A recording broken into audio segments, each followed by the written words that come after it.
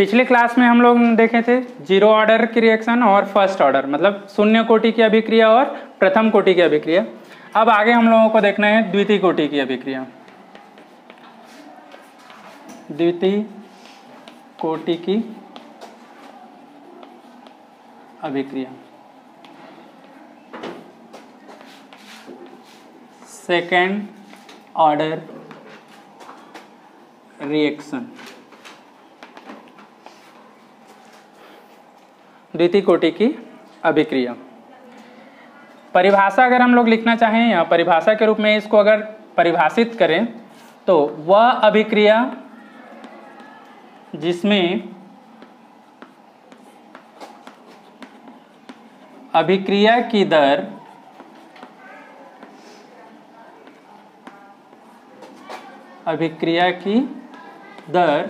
अभिकारक के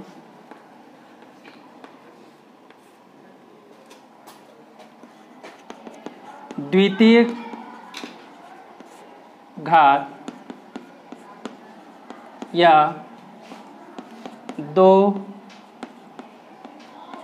अणुओं या दो अभिकारकों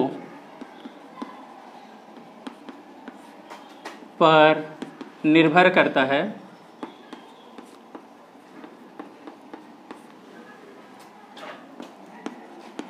द्वितीय कोटि की अभिक्रिया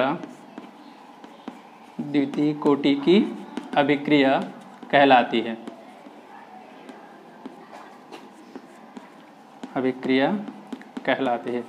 तो देखिए, अगर जो परिभाषा लिखे हैं इसको अगर हम डिफाइन करें तो यहाँ पर द्वितीय कोटि हम क्यों बोल रहे हैं, क्योंकि यहाँ पर अभिकारक के ऊपर जो घात रहेगा वो कितना रहेगा, 2 घात रहेगा, या तो फिर 2 अलग अलग क्या होगा, अभिकारक रहेगा, जिसमें एक अभिकारक के ऊपर 1 घात, दूसरे अभिकारक के ऊपर 1 घात, दोनों घात जुड़ेगा तो फिर से कोटि कितना आएगा, 2 आएगा। जैसे मान के चलो मैं उदाहरण की बात कर रहा हूँ, उदाहरण में मैं ले रहा हूँ H2 + I2, दोनों रिएक्शन कर रहे हैं, क्या बना रहा है, HI बना रहे हैं, दोनों 2 है, मतलब इधर HI का फॉर्मेशन कितना होगा, 2 होगा।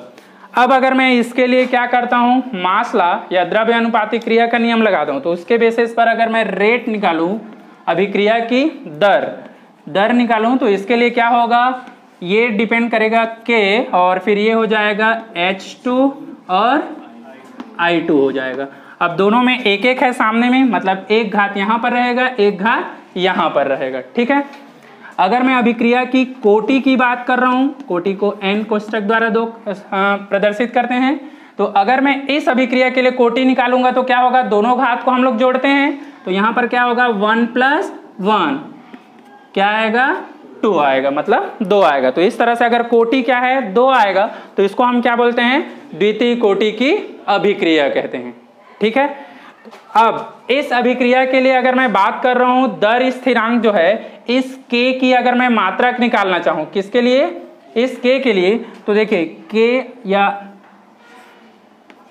दर स्थिरांक का मात्रक, अगर इसका मात्रक हम लोग निकाल रहे हैं तो देखिए हमारा रेट जो है ये क्या है, R बराबर हो गया K H2 और I2।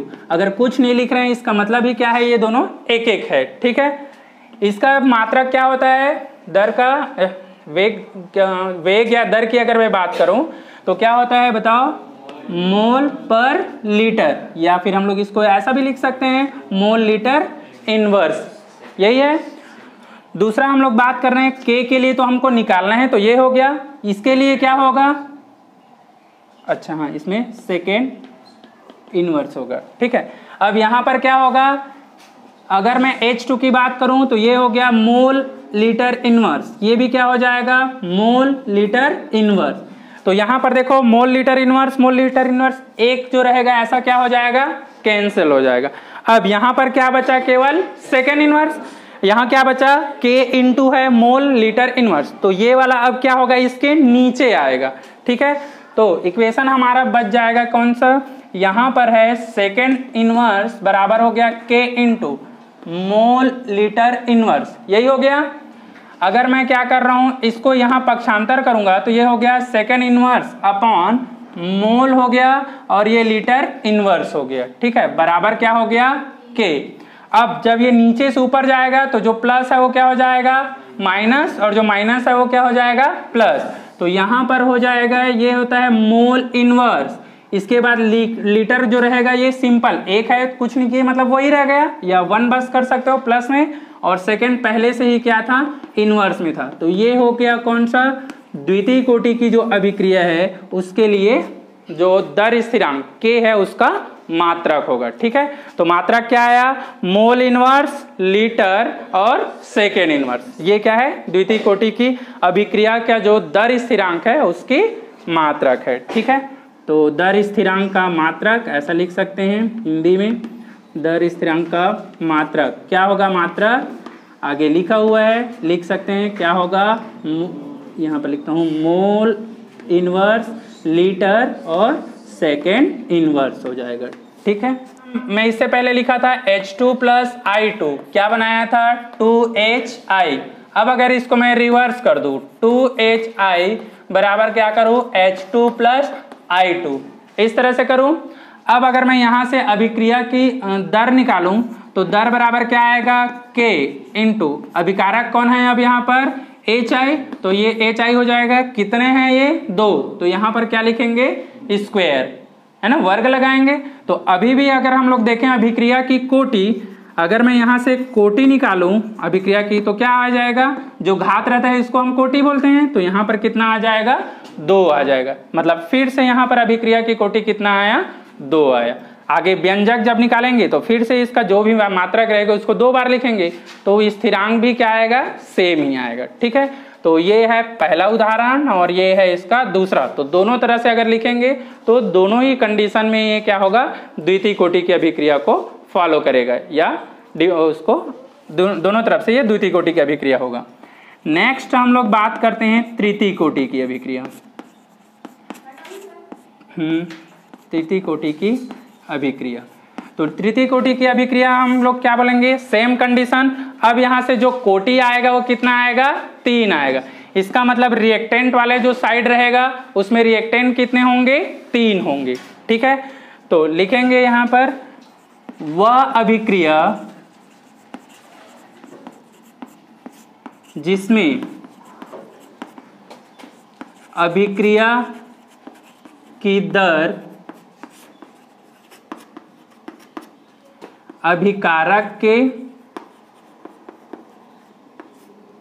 अभिकारकों के 3 पद या अणुओं पर निर्भर करता है तृतीय कोटि की अभिक्रिया कहलाती है, ठीक है। तो अब यहां पर जो घात रहेगा वो कितना रहेगा 3 रहेगा। देखिए एग्जाम्पल अगर मैं बात करूं उदाहरण की, तो उदाहरण में हम लोग सिंपल बता सकते हैं 2NO plus O2, nitrous oxide में फिर से हम ऑक्सीजन की क्रिया करा रहे हैं, तो ये अब बन जाएगा कौन सा 2NO2 बनाएगा, ठीक है। अब अगर मैं इस रिएक्शन के लिए क्या निकाल रहा हूं, रेट दर निकाल रहा हूं, अभिक्रिया की दर, तो क्या होगा बताओ, K इंटू क्या होगा NO हो जाएगा और एक में क्या होगा O2। NO के सामने कितना है, इधर देखो लिखना नहीं है, पहले इसको देख लो फिर लिखना बाद में। NO के सामने कितना है 2, तो NO के ऊपर कितना आएगा 2, O2 के सामने कितना है 1, कुछ नहीं है मतलब 1 होता है, तो ये कहाँ आएगा यहाँ पर आएगा, ठीक है। तो अब अगर मैं यहाँ निकालूं अभिक्रिया की कोटि, तो बताओ अभिक्रिया की कोटि के ऐसा कितना होगा यहाँ पर N, अगर बात करूं तो 2 + 1 इक्वल टू क्या हो जाएगा 3 हो जाएगा। तो अभिक्रिया की कोटि इस रिएक्शन के लिए कितना आएगा 3 आएगा। अभिक्रिया की कोटि 3 है, इसलिए इसको हम क्या बोल रहे हैं तृतीय कोटि की अभिक्रिया, थर्ड ऑर्डर ऑफ रिएक्शन बोलते हैं। जैसे सेकेंड ऑर्डर रिएक्शन, ये थर्ड ऑर्डर रिएक्शन है, ठीक है। अब अगर मैं बात करूं दर स्थिरांक की मात्रा का, ठीक है, दर स्थिरांक का मात्रक। तो दर स्थिरांक का मात्रक हम लोग फिर से रिएक्शन से ही लिख सकते हैं। K हो गया, यहाँ पर आ जाएगा कौन सा NO स्क्वायर और ये हो जाएगा O2। यही रिएक्शन लिखे हैं देखो यहाँ पर। अब इसका मात्रक क्या होगा, यूनिट क्या होता है दर का, mole litre inverse second inverse, ठीक। K हो गया, इसका क्या होगा, मोल प्रति लीटर या मोल लीटर इनवर्स। अब चूंकि यहाँ पर स्क्वायर है तो यहाँ पर मोल स्क्वायर और लीटर -2 हो जाएगा, 2 से गुणा कर देंगे, 2 बार ना लिख के उसको 2 से गुणा कर दिए, है ना। या तो फिर इसको 2 बार लिखो, मोल प्रति लीटर इंटू मोल प्रति लीटर एक बार और लिख सकते हो, ज्यादा बेटर होगा ऐसा ही लिखें। और इसके लिए हम लोग फिर से क्या लिखेंगे, मोल लीटर इनवर्स, ऑक्सीजन का अलग से रहेगा। अब ये मोल पर लीटर और ये मोल पर लीटर क्या हो जाएगा, कैंसिल हो जाएगा, ये दोनों फिर से कहाँ आ जाएगा, इसके नीचे। तो सेकेंड इनवर्स में अपन क्या करेंगे हम लोग, मोल स्क्वायर लीटर -2 बराबर आ जाएगा K। तो K का जो मात्रक आएगा फिर से हम लोग लिख सकते हैं, ये ऊपर जाएगा तो मोल -2 लिखेंगे, लीटर जो रहेगा ये क्या होगा, प्लस में आएगा, और सेकेंड जो रहेगा ये कहाँ रहेगा, -1, क्योंकि ये ऊपर में ही है। तो ये है K का मात्रक, ठीक है। क्या है K का मात्रक, देखो मोल -2 है स्क्वायर में और लीटर जो है प्लस में है और सेकेंड जो है ये क्या है, इनवर्स में है, ठीक है, माइनस की घात है इसका। तो ये हो जाएगा दर स्थिरांक का मात्रक, अगर अभिक्रिया हमारा कैसा रहा, तृतीय कोटि का रहा, ठीक है। तो तीनों ही कोटि जो है मेन हम बात करते हैं, प्रथम कोटि, द्वितीय कोटि और तृतीय कोटि, फर्स्ट ऑर्डर, सेकेंड ऑर्डर और थर्ड ऑर्डर, इन तीनों के लिए मात्रक। और एक स्टार्टिंग में हम लोग जो देखें जीरो ऑर्डर, 4 रिएक्शन है, zero order, first order, second और थर्ड, सभी में दर स्थिरांक का मात्रक याद रखना है क्योंकि ऑब्जेक्टिव टाइप के क्वेश्चन उससे बनते हैं, ठीक है। और दूसरा चीजें कि इसमें कोटि जैसे हम कैसे कैलकुलेट कर रहे हैं वो पता होना चाहिए।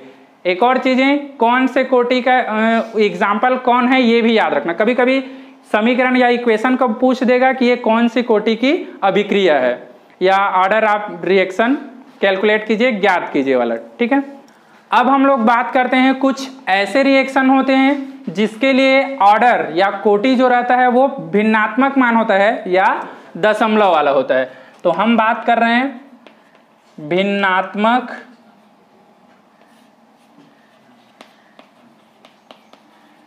कोटि की अभिक्रिया बोल रहे हैं, ठीक है। तो इसमें 2 अभिक्रिया है, ये याद रखिएगा। पहला CO प्लस Cl2 दोनों मिलकर बनाता है COCl2। अब यहां पर अगर हम बात करें ऑर्डर की या अभिक्रिया की कोटि की, तो एक यहां पर है, एक यहां पर है, तो आना क्या चाहिए, अभिक्रिया की कोटि 2 आना चाहिए, पर यहां पर अभिक्रिया की जो कोटि होती है ये कितना होता है, 2.5 होता है। कितना होता है, 2.5, या फिर हम इसको लिख सकते हैं 5/2 लिख सकते हैं, 5/2 लिख रहे हैं, ठीक है। तो ये डिवाइड करेंगे तो यही आएगा। तो यहाँ पर देखो मैंने स्टार्टिंग में लिखा था अभिक्रिया की कोटि जो है दशमलव में भी हो सकता है और भिन्न में भी हो सकता है ना।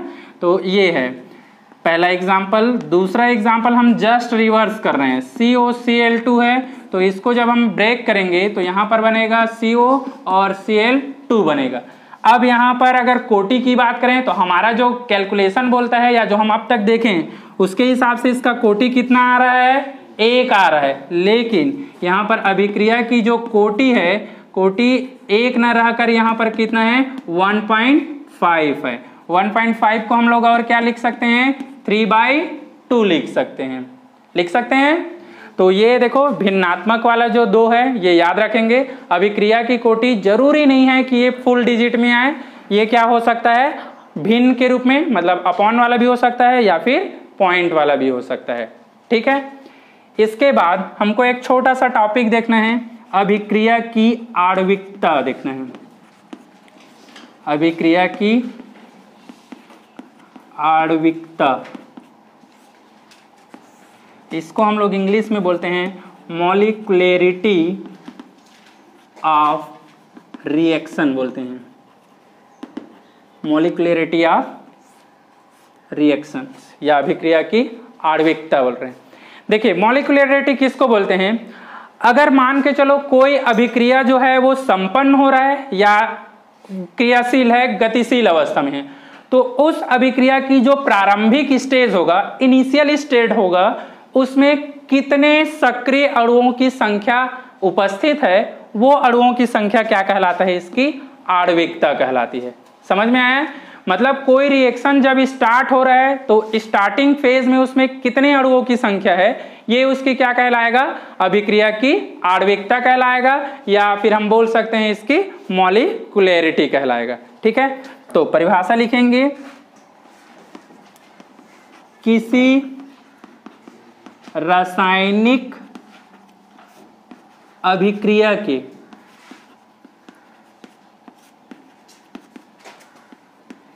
संपन्न होने में इसके प्रारंभिक अवस्था में उपस्थित अभिकारकों की संख्या, अभिकारकों की संख्या अभिक्रिया की आणविकता कहलाती है। अभिक्रिया की आणविकता कहलाती है। क्लियर है? अब आणविकता जो रहती है इसका मान याद रखिएगा, अभिक्रिया की आणविकता मॉलिक्यूलरिटी रहती है वो 1 हो सकती है, 2 हो सकती है या फिर 3 हो सकती है। मैक्सिमम 3 हो सकती है और मिनिमम 1 हो सकती है। कभी भी अभिक्रिया की जो आणविकता है वो 0, भिन्न या फिर दशमलव वाले या ऋणात्मक मान इसका नहीं हो सकता। ठीक है, तो यहां पर लिखेंगे अभिक्रिया की आणविकता, अभिक्रिया की आणविकता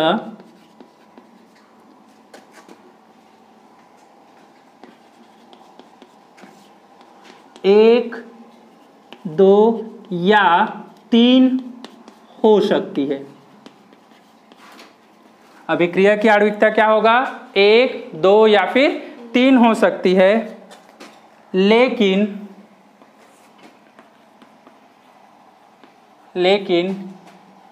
यह कभी भी 0 मतलब 0, निगेटिव मतलब ऋणात्मक या भिन्न नहीं हो सकती, नहीं हो सकती। ठीक है, तो याद रखेंगे आणविकता के लिए ये ऑब्जेक्टिव क्वेश्चन कॉम्पिटिटिव एग्जाम में पूछे जाते हैं।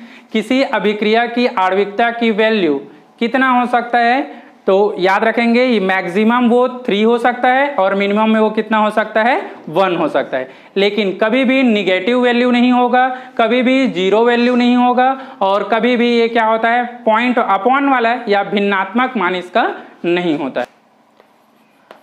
आगे हम लोग देख रहे हैं आणविकता के आधार पर अभिक्रिया, मतलब रासायनिक अभिक्रिया भी लिख सकते हैं। फर्स्ट, एक आणविक अभिक्रिया, एक आणविक अभिक्रिया की जो मॉलिक्यूलरिटी या आणविकता होगा वो कितना होगा, 1 होगा। मतलब इसके जब अभिक्रिया स्टार्ट होगा, प्रारंभ होगा, तो उसमें सक्रिय अणुओं की जो संख्या होगा वो कितना होगा, 1 होगा। तो देखिए अगर मैं बात करूं ओजोन की ब्रेकडाउन की, तो जब ओजोन टूटती है तो ये क्या बनाता है, एक तो O2 बनाएगा और एक क्या बनाता है, हाफ O2 बनाएगा। ठीक है, तो ये दोनों कैंसिल हो जाता है, फिर से एक यहाँ और 2 यहाँ, कितना हो गया, 3। यहाँ पर देखो सामने में अणुओं की संख्या में कितना दिख रहा है, 1 दिख रहा है, सिंगल दिख रहा है, तो ये किस में आएगा, एक आणविक अभिक्रिया में। ठीक है, दूसरा हम लोग बात करते हैं, यहाँ पर आएगा कौन सा, द्विआण्विक अभिक्रिया। द्विआण्विक अभिक्रिया की अगर मैं बात करूं तो यहाँ पर आणविकता या मॉलिक्यूलरिटी जो रहेगा वो कितना होगा, 2 होगा। देखिए कैसे, H2 प्लस I2, फिर क्या बनेगा HI। एक अणु यहां पर है, एक अणु यहां पर है, मतलब जब ये दोनों रिएक्शन करेंगे तो प्रारंभिक अवस्था में ही दो अणु है, तो इसके बेसिस पर ये क्या हो गया, दो अणु हो गया। ठीक है, तीसरा हम लोग बात करते हैं, यहां पर आएगा कौन सा, त्रिआण्विक अभिक्रिया। तो त्रिआण्विक अभिक्रिया की अगर हम बात कर रहे हैं तो यहां पर अणुओं की जो संख्या रहेगा वो कितना रहेगा, 3 रहेगा। तो यहां पर हम 2NO प्लस O2 की बात कर रहे हैं, क्या बनेगा, 2NO2 बनेगा। ठीक है, यहां पर आणविकता अगर चेक करें तो यहां पर देखेंगे अणुओं की संख्या स्टार्टिंग में 2 है और यहां पर 1 है, तो 2 और 1 कितना हो गया, 3। तो इसके लिए हम लोग वर्ड यूज कर रहे हैं त्रिआण्विक अभिक्रिया। ठीक है, कंडीशन या विशेषताएं की अगर बात करें तो विशेषताएं में ये जरूर लिखेंगे, आणविकता 1, 2 तथा 3 हो सकती है, पहला पॉइंट। और दूसरा, कभी भी 0 0 ऋणात्मक मान या वैल्यू तथा भिन्न नहीं हो सकती, नहीं हो सकती।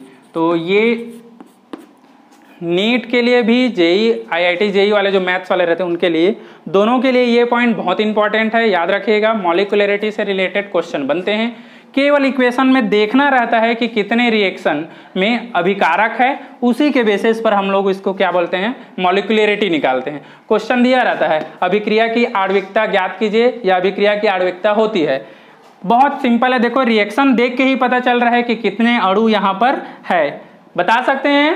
पहले वाले में देखो यहाँ पर सामने कितना है, 1, यहाँ पर देखो क्या है, 1 यहाँ और 1 यहाँ, कितना हो गया, 2, यहाँ पर 2 यहाँ है, 1 यहाँ है, कितना हो गया, 3। तो ये इस तरह से बहुत सिंपल क्वेश्चन आते हैं कॉम्पिटिटिव एग्जाम में। ठीक है, बन जाएगा, नोट